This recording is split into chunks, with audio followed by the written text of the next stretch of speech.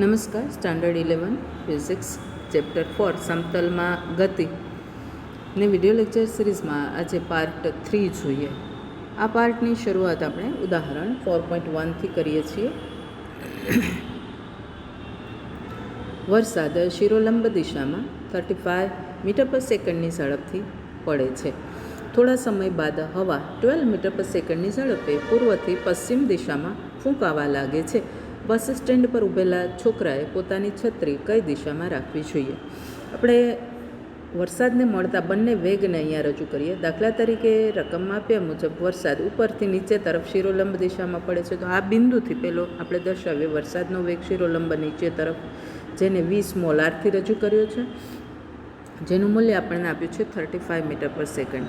એમ હવે વરસાદના આ ટીપાઓને પવનનો વેગ પણ લાગશે. જો આ દિશામાં પૂર્વ લઈએ, આ દિશામાં પશ્ચિમ લઈએ, તો પૂર્વથી પશ્ચિમ તરફ હવા એટલે વિન્ડ અથવા પવન, હવાનો વેગ VW આપણે પૂર્વથી પશ્ચિમ તરફ આ રીતે રજૂ કર્યો છે. સદિશ સરવાળાની સમાંતર બાજુ ચતુષ્કોણની રીત અખત્યાર કરીએ તો આપણને આ રીતે સદિશોના સરવાળાનો પરિણામી સદિશ R એ આ દિશામાં મળશે, સદિશ R, જેને આપણે કેપિટલ R સદિશથી રજૂ કર્યો છે. અહીં 20 મોલાર બરાબર વરસાદનો વેગ ઉપરથી નીચે, VW બરાબર હવાનો વેગ પૂર્વથી પશ્ચિમ. વરસાદના ટીપાઓને આ બંને વેગ મળે, તેથી વરસાદનો પરિણામી વેગ સદિશ R બરાબર સદિશ 20 મોલાર પ્લસ સદિશ VW. હવે આ આકૃતિ પરથી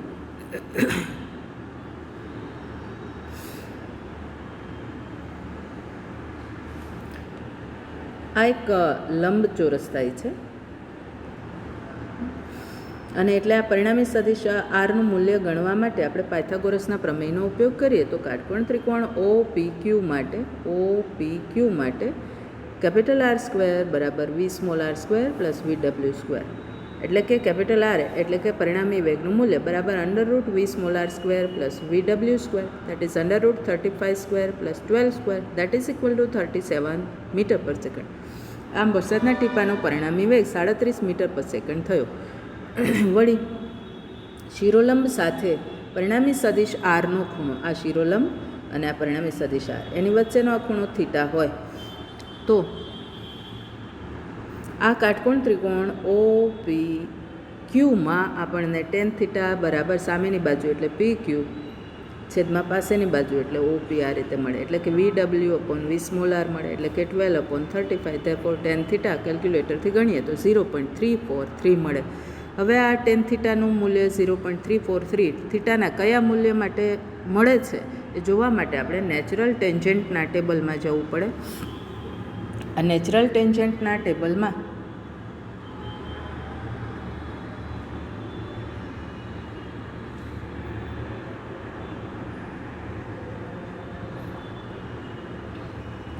.343 સર્ચ કરવું છે, તો આ 0.3 અહીંથી સ્ટાર્ટ થયું, એટલે હવે અહીંથી આપણે આગળ વધવું પડે. 0.3 પછી 0.32, અહીંયા 0.344 આવી ગયા, એટલે ત્યાં સુધી નહીં જવાય. આ 0.32 વાળી લાઇનમાં આગળ વધીએ, આ રીતે આગળ વધતા જઈએ તો 0.3327, 0.334865, 0.335686, 0.3404, 0.3424 અહીંયા છે.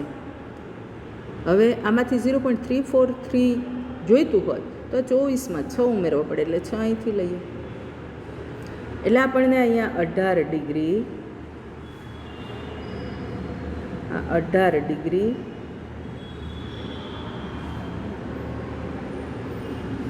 પછી અહીંયા આવ્યા 54 મિનિટ અને 2 મીન ડિફરન્સવાળા 6, એટલે 54 ને 2 56, એટલે કે આપણને મૂલ્ય મળ્યું જો tan થીટા બરાબર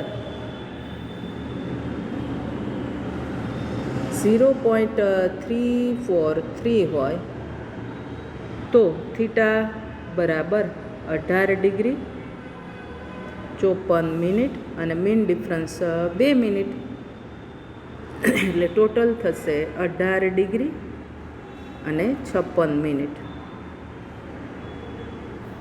18 ડિગ્રી અને 56 મિનિટ, જેને આપણે રકમ મુજબના જવાબમાં થીટા બરાબર લેવા પડશે ટેક્સ અનુસાર 19 ડિગ્રી, કારણ કે 4 મિનિટનો ફેર રહે છે. આમ છોકરાએ પોતાની છત્રી શિરોલંબ સમતલમાં શિરોલંબ સાથે 19 ડિગ્રીના ખૂણે આ તરફ એટલે કે પૂર્વ તરફ નમાવવી જોઈએ. ત્યાર પછીનો મુદ્દો લઈએ સદિશોનું વિભાજન. હવે એક જ સમતલમાં આપણે 3 સદિશો પસંદ કરીએ છીએ, સદિશ કેપિટલ એ, સદિશ સ્મોલ એ અને સદિશ સ્મોલ બી. હવે આપણે સદિશ એને 2 સદિશોના સરવાળા રૂપે રજૂ કરી શકીએ છીએ, જેમાંનો એક સદિશ એવો પસંદ કરી શકીએ કે જે સ્મોલ એને સમાંતર હોય અને બીજો સદિશ એવો પસંદ કરી શકીએ કે જે સ્મોલ બીને સમાંતર હોય. દાખલા તરીકે આપણી આ આકૃતિમાં સદિશ એને સમાન સદિશ છે સદિશ ઓપી, જેનું આપણે અહીંયા આ સદિશ ઓપી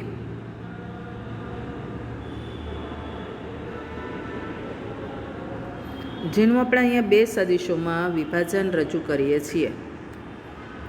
આ સદિશ ઓ ક્યુ અને આ સદિશ ક્યુપી. આપણને મળશે સદિશ એ બરાબર સદિશ ઓ પી બરાબર સદિશ ઓ ક્યુ પ્લસ સદિશ ક્યુપી, સદિશ ઓ ક્યુ પ્લસ સદિશ ક્યુપી, જ્યાં સ્પષ્ટ રૂપે આ સદિશ ઓ ક્યુ એ સદિશ સ્મોલ એને સમાંતર છે અને સદિશ ઓ ક્યુ બરાબર લેમડા ઇન્ટુ સ્મોલ એ મળે છે એવું આપણે યોગ્ય સ્કેલ માપ પરથી ગણી શકીએ. એ રીતે સદિશ ક્યુપી એ સદિશ બીને સમાંતર છે અને એટલે સદિશ ક્યુપી બરાબર મ્યુ ઇન્ટુ સદિશ બી થાય એવું પણ આપણે યોગ્ય સ્કેલ માપ ઉપરથી ગણી શકીએ, જ્યાં લેમડા અને મ્યુ વાસ્તવિક સંખ્યાઓ હોય અને આપણને સદિશ ઓ ક્યુ બરાબર લેમડા સદિશે અને સદિશ ક્યુપી બરાબર મ્યુ સદિશ બી મળ્યું છે. તે આ સૂત્રમાં એપ્લાય કરીએ તો આપણને મળે સદિશ એ બરાબર લેમડા સદિશ એ પ્લસ મ્યુ સદિશ બી.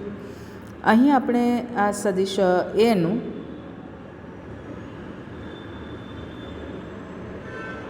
સદિશ સ્મોલ એ અને સદિશ સ્મોલ બીની દિશામાં રહેલા ઘટક સદિશો લેમડા સદિશ એ અને મ્યુ સદિશ બીમાં વિભાજન કર્યું તેમ કહેવાય. હવે આપેલ સદિશને 2 ઘટક સદિશોમાં આ રીતે આપણે કોઈપણ પરિસ્થિતિમાં વિભાજિત કરી શકીએ છીએ કે જેથી વિભાજિત થયેલા 2 ઘટક સદિશો અને આપેલો સદિશ આ ત્રણેય સદિશો એક જ સમતલમાં આવતા હશે. આ બેઝિક કન્ડિશન છે સદિશના વિભાજનની, કે જો આપણે કોઈ એક સદિશનું વિભાજન કરીને 2 ઘટક સદિશો મેળવીએ તો 3 સદિશો સમતલીય સદિશો હોય. હવે આ રીતનો ઉપયોગ પરસ્પર લંબ દિશાના ઘટકોમાં સદિશને વિભાજન કરવા માટે પણ થઈ શકે છે અને આવા લંબ ઘટકોમાં વિભાજિત કરીને સદિશોની બીજગણિતીય રજૂઆતનો રસ્તો પણ આપણે મેળવી શકીએ છીએ. એના માટે આપણે પહેલાં એકમ સદિશની વ્યાખ્યા આપીએ, જેનું મૂલ્ય 1 એકમ હોય અને તે કોઈ ચોક્કસ દિશાનું નિર્દેશન કરતો હોય એવા સદિશને એકમ સદિશ કહે છે.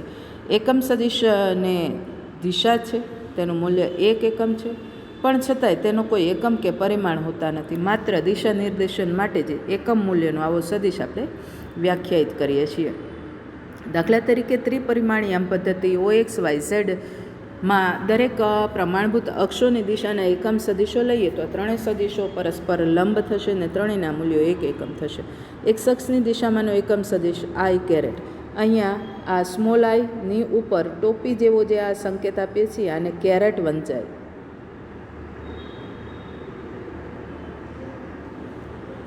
વાય અક્ષની દિશામાં એકમ સદિશ જે કેરેટ, ઝેડ અક્ષની દિશામાં એકમ સદિશ કે કેરેટ, કે જેથી આપણને મોડ્યુલસ ઓફ આઈ કેરેટ બરાબર મોડ્યુલસ ઓફ જે કેરેટ બરાબર મોડ્યુલસ ઓફ કે કેરેટ બરાબર 1 મળે છે. આ સંદર્ભમાં આપેલ સદિશ ને એકમ સદિશની રીતે રજૂ કરવો હોય તો આવું કહી શકીએ, સદિશ એ બરાબર એનું મૂલ્ય ગુણાકારમાં એન કેરેટ, જ્યાં એન કેરેટ બરાબર સદિશ એની દિશામાં એકમ સદિશ. દાખલા તરીકે ભૂમિતિય રજૂઆત જોતા હોઈએ તો આ સદિશ એ છે અને સદિશ એની દિશામાં આ એકમ સદિશ છે. તો આપણે આવું વિચારી શકીએ કે આ એકમ સદિશને એક પછી એક, માની લો કે સદિશ એનું મૂલ્ય 6 છે તો એક પછી એક 6 વાર રિપીટ કરીએ ત્યારે આપણને સદિશ એ મળે છે અને એટલે સદિશ એ બરાબર 6 ઇન્ટુ એન કેરેટ એવું થાય. હવે જો 6ને બદલે સદિશ એનું મૂલ્ય એ હોય તો સદિશ A is equal to A into N caret થાય.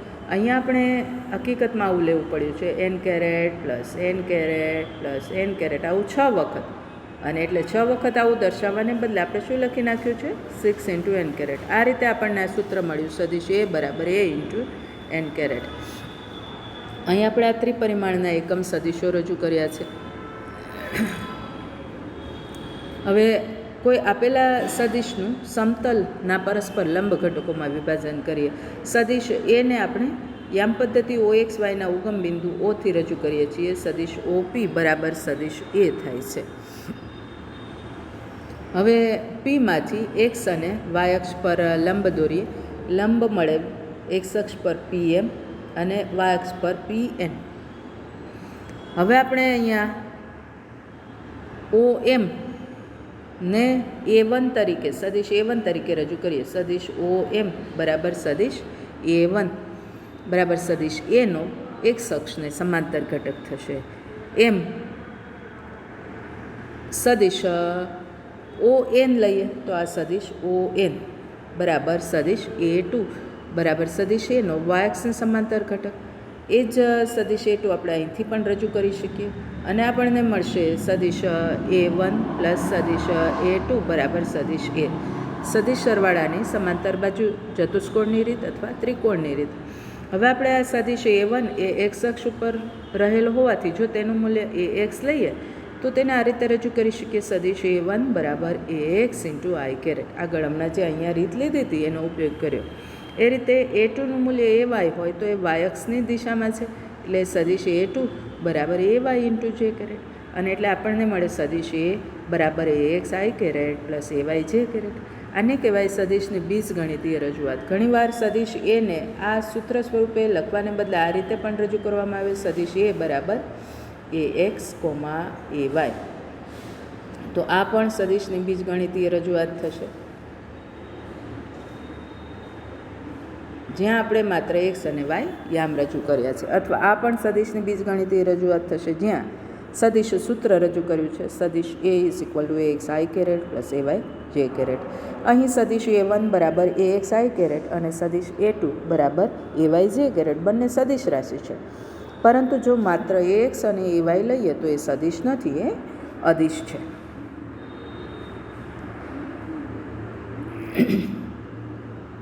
સદિશની રજૂઆતની એક રીત આપણી પાસે આવી હતી, આલેખીય અથવા ભૂમિતીય રીત. બીજી રીત હમણાં લીધી બીજગણિતીય રીત. એ સદિશ A બરાબર AX I caret plus AY જે કેરેટથી રજૂ કરી. હવે સદિશ રજૂઆતને એટલે કે સદિશને યામ સમતલમાં રજૂ કર્યો હોય તો એની રજૂઆતની બીજગણિતીય એવી બીજી રીત આપણે ધ્યાને લઈએ છીએ. અહીં કાટકોણ ત્રિકોણ લઈએ. આગળની જ આકૃતિ છે. કાટકોણ ત્રિકોણ લઈએ છીએ OMP. આ OMP માટે આપણને મળશે સદિશ OP બરાબર મૂલ્ય A. એ રીતે OM બરાબર AX અને MP બરાબર AY આ રીતે મળશે. હવે અહીંયા આ ખૂણો થીટા લઈએ. એક્સ અક્ષ સાથેનો ખૂણો થશે તો કોસ થીટા બરાબર OM અપોન OP. પાસેની બાજુ છેદમાં કર્ણ એટલે OM અપોન OP એટલે AX અપોન A. આના પરથી ઘટક AX મળશે. AX બરાબર A કોસ થીટા જ્યાં થીટા બરાબર આપેલ સદિશનો ધન એક્સ અક્ષ સાથેનો ખૂણો. એ રીતે સાઇન થીટા લઈએ તો સાઇન થીટા બરાબર સામેની બાજુ છેદમાં કર્ણ અને એટલે સાઇન થીટા બરાબર MP અપોન OP બરાબર AY અપોન A. એના પરથી મળે AY બરાબર A સાઇન થીટા. એટલે આપેલ સદિશનું મૂલ્ય અને તેનો એક્સ અક્ષ સાથેનો ખૂણો આપ્યો હોય તો આપણે AX અને AY બીજગણિતીય ગણતરીઓથી મેળવી શકીએ છીએ. AX અને AY એ થીટાના મૂલ્ય અનુસાર ધન કે ઋણ હોઈ શકે છે. દાખલા તરીકે થીટા 90થી ઓછો હોય તો AX અને AY બંને ધન હશે. જો થીટા 90થી 180માં હશે તો AX ઋણ પણ AY ધન થશે. એમ જો થીટા 180થી 270માં હશે તો AX પણ ઋણ હશે અને AY પણ ઋણ હશે. જો થીટા 270થી 360 હશે તો AX ધન અને AY ઋણ થશે. યામ સમતલના ચારેય ચરણમાં થીટાનું ક્યાં મૂલ્ય આવે છે તેના પરથી આપણે AX અને AYની નિશાની ગણતરીઓમાં નક્કી કરવી પડે એવું બને. હવે સદિશને આપણે બે રીતે રજૂ કરી શકીએ એમ છીએ. આપેલ સદિશનું મૂલ્ય અને એક્સ અક્ષ સાથેના એના ખૂણાથી એટલે સદિશ A બરાબર કૌંસમાં A થીટા વડે જે A બરાબર મૂલ્ય અને થીટા બરાબર એક્સ અક્ષ સાથેનો ખૂણો અને સદિશ A બરાબર AX AY વડે જ્યાં AX એ સદિશનો એક્સ અક્ષ પરનો ઘટક અને AY એ સદિશનો વાય અક્ષ પરનો ઘટક છે.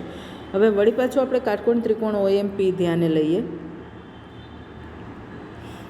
તો કાટકોણ ત્રિકોણ OMPમાં ઓપી સ્ક્વેર બરાબર OM square plus MP square. OP square બરાબર OM square plus MP square પાયથાગોરસનું સૂત્ર બરાબર ax square plus ay square બરાબર a square cos square theta plus a square sine square theta. જે આપણે મૂક્યું એક્સ બરાબર એ કોસ થીટા અને એવાય બરાબર એ સાઇન થીટા. બંનેમાંથી એ સ્ક્વેર સામાન્ય એટલે એ સ્ક્વેર કાઉન્સમાં cos square theta plus sine square theta, જેનું મૂલ્ય થશે 1 અને એટલે આના બરાબર થશે એ સ્ક્વેર. અને એટલે આપણને મળ્યું એ સ્ક્વેર બરાબર A X square plus AY square, અથવા તો એ બરાબર √ax square plus AY square. અને અહીંથી મળશે ટેન થીટા બરાબર MP upon OM. Tan theta બરાબર એમપી એટલે સામેની બાજુ છેદમાં પાસેની બાજુ ઓએમ બરાબર A Y upon A X. એટલે આપણે જો એ એક્સ અને એ વાય આપેલા હોય તો એના ઉપરથી સદિશનું મૂલ્ય ગણી શકીએ બરાબર √ax square plus A Y square, અને દિશા ગણી શકીએ ટેન થીટા બરાબર એ વાય અપોન એ એક્સથી. આમ આપણે જો સદિશની રજૂઆત તેના મૂલ્ય અને દિશાથી એટલે કે એ અને થીટાથી કરી હોય તો આપણે એ એક્સ બરાબર એ કોસ થીટા અને એ વાય બરાબર એ સાઇન થીટા ગણી અને એની બીજી રજૂઆત એ એક્સ એ વાય મેળવી શકીએ. જો સદિશ એ એક્સ એ વાય રૂપે આપ્યો હોય તો એના પરથી આપણે એ બરાબર √ax square plus A Y square અને ટેન થીટા બરાબર A Y by A X પરથી એ અને થીટા મેળવીએ અને સદિશની બીજી રજૂઆત મૂલ્ય અને દિશાના સ્વરૂપમાં કરી શકીએ. હવે ત્રિપરિમાણ સદિશો લઈએ તો ત્રિપરિમાણમાં ત્રણેય અક્ષ આવશે. આપણે ત્રિપરિમાણમાં આવો એક સદિશ રજૂ કર્યો છે, સદિશ એ. હવે આલ્ફા બરાબર સદિશ એ ધન એક્સ અક્ષ સાથે રચેલો ખૂણો હોય તો આપણને સદિશ એનો એક્સ ઘટક મળશે એ એક્સ બરાબર એ કોસ આલ્ફા, અને સદિશ એ વન મળશે સદિશ એ વન બરાબર A x into I caret. એવી રીતે બીટા એ સદિશ એ વાય અક્ષ સાથે રચેલ ખૂણો હોય તો એ વાય બરાબર એ કોસ બીટા, અને એટલે સદિશ એ ટુ વાય એક્સ પરનો ઘટક થશે બરાબર એ વાય જે કેરેટ. એ રીતે ગેમા બરાબર સદિશ એ ઝેડ અક્ષ સાથે રચેલ ખૂણો હોય તો એ ઝેડ બરાબર એ કોસ ગેમા, અને સદિશ એ થ્રી બરાબર એ ઝેડ કે કેરેટ. આપણને મળશે ધેરફોર પરિણામી સદિશ એ બરાબર A x I caret A one plus સદિશ એ ટુ પ્લસ સદિશ એ થ્રી, અથવા સદિશ એ બરાબર X I caret plus A Y J caret plus A Z K caret. સદિશનું મૂલ્ય એ બરાબર √ax square plus A Y square plus A Z square. અને સમતલમાં ગતિ થતી હોય ત્યારે જો સ્થાન સદિશ રજૂ કરીએ તો કણનું સ્થાન ઉગમ બિંદુ ઓને કણના જે તે સ્થાન સાથે જોડતા સદિશ વડે રજૂ કરી શકાય, અને સ્થાન સદિશ આર મળે. સ્થાન સદિશ આર બરાબર એક્સ આઈ પ્લસ વાય છે. આપણે યામ પદ્ધતિ કઈ પસંદ કરી છે અને તેનું ઉગમ બિંદુ ક્યાં છે તેના પરથી સ્થાન સદિશે જુદી જુદી યામ પદ્ધતિમાં જુદું જુદું મળતું હોય છતાંય તે કણનું કોઈ એક સ્થાન રજૂ કરતા હોઈ શકે છે. ત્રિપરિમાણમાં ગતિ થતી હોય તો સ્થાન સદિશ 3 યામવાળો મળે. સ્થાન સદિશ આર બરાબર X I caret plus Y J caret plus Z K caret.